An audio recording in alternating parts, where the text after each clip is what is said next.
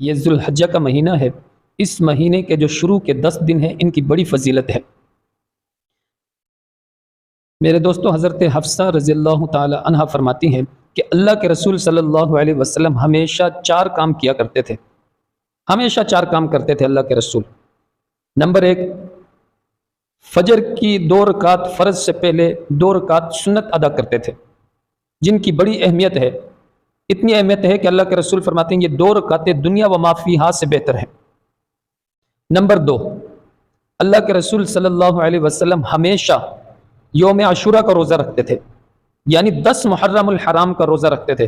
حدیث پاک میں آتا ہے، غالباً حضرت ابن عباس فرماتے ہیں کہ اللہ کے رسول نے 10 محرم کا روزہ رکھا تو بعض صحابہ نے عرض کیا کہ اللہ کے رسول 10 محرم کا روزہ رکھا ہے، یہودیت بھی رکھتی ہے، یہود و نصارہ بھی رکھتے ہیں، ان کے ساتھ مشابہت ہوتی ہے کہ اللہ کے رسول صلی اللہ علیہ وسلم نے فرمایا کہ آئندہ تم 9 کا بھی روزہ رکھنا۔ راوی فرماتے ہیں کہ آئندہ سال جب محرم آیا تو اللہ کے رسول دنیا سے جا چکے تھے، لیکن صحابہ نے اس پر عمل کیا، 9 اور 10 محرم کا روزہ رکھا۔ اب اگر کوئی یوم عاشورہ کا روزہ رکھے تو اس کو چاہیے 9 محرم اور 10 کا روزہ رکھے، 2 دن روزے رکھے۔ اگر 9 کا نہیں رکھ سکتا تو وہ 10 اور 11 کا رکھے، اس کے ساتھ ایک اور روزہ ملائے۔ یہ کام اللہ کے رسول ہمیشہ کرتے تھے۔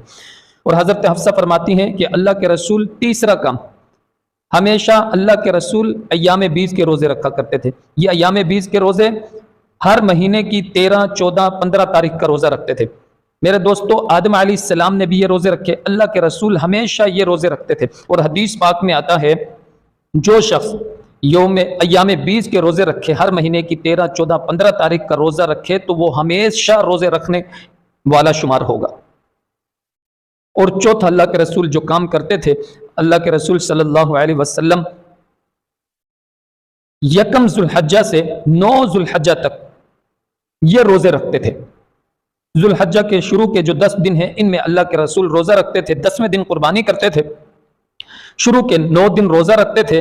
حدیث پاک میں آتا ہے اللہ رب العزت کو سال کے جتنے بھی دن ہیں ان دنوں میں سب سے زیادہ جو عبادت اللہ رب العزت کو جن دنوں کی محبوب ہے وہ ذوالحجہ کے دن ہے۔ ان دنوں کی عبادت اللہ رب العزت کو محبوب ہے۔ دوسرے دنوں سے زیادہ سال کے جتنے بھی دن ہیں بندے عبادت کرتے ہیں، ان دنوں میں سب سے زیادہ اللہ رب العزت کو ان 10 دنوں کی عبادت محبوب ہے۔ جو شخص ان 10 دنوں میں ایک دن روزہ رکھتا ہے، یعنی 1 ذوالحجہ کا روزہ رکھتا ہے، تو اس کو سال بھر کے روزے رکھنے کے برابر ثواب ملے گا۔ سال میں جتنے بھی دن آتے ہیں اور جتنی بھی راتیں آتی ہیں، سال کی تمام راتوں میں سب سے افضل اور بہتر راتیں رمضان المبارک کی آخری عشرہ کی آخری 10 راتیں اللہ رب العزت کو محبوب ہیں۔ سب سے افضل آخری 10 راتیں ہیں رمضان المبارک کی، پھر ان راتوں میں طاق راتیں، پھر طاق راتوں میں بھی شب قدر کی رات۔ اسی طرح اللہ رب العزت کو سال کے تمام دنوں میں سب سے زیادہ افضل اور محبوب دن ذوالحجہ کے دن ہے۔ ذوالحجہ کے دن سال کے تمام دنوں میں افضل ہے۔ ایک دن کا روزہ 1 سال کے روزے کے برابر ہے۔ جو شخص 1 ذوالحجہ کا روزہ رکھے گا 1 سال کے روزوں کے برابر ہے، دوسرے دن کا روزہ رکھے گا پھر 1 سال کے روزوں کے برابر ہے، یعنی جو شخص 9 روزے رکھے گا اس مہینے کے، وہ 9 سال کے روزے رکھنے کے برابر اس کو ثواب ملے گا۔ اور اس کی راتوں کو جو عبادت کرے گا، 1 رات کی عبادت کا ثواب شب قدر کی رات کی عبادت کے برابر ثواب ملے گا۔ یعنی ان دنوں میں جو 9-10 دن عبادت کرے گا رات کو، اس کو 9-10 شب قدر کی راتوں کے برابر ثواب ملے گا۔ اتنا ثواب ہے ان روزے رکھنے کا۔ اور ایک حدیث میں آتا ہے جس نے 9 ذوالحجہ کا روزہ رکھا، اس کے آئندہ سال کے اور جو سال گزر چکا ہے دونوں سالوں کے اللہ رب العزت گناہ معاف کر دیتے ہیں، جو 9 ذوالحجہ کا روزہ رکھتا ہے۔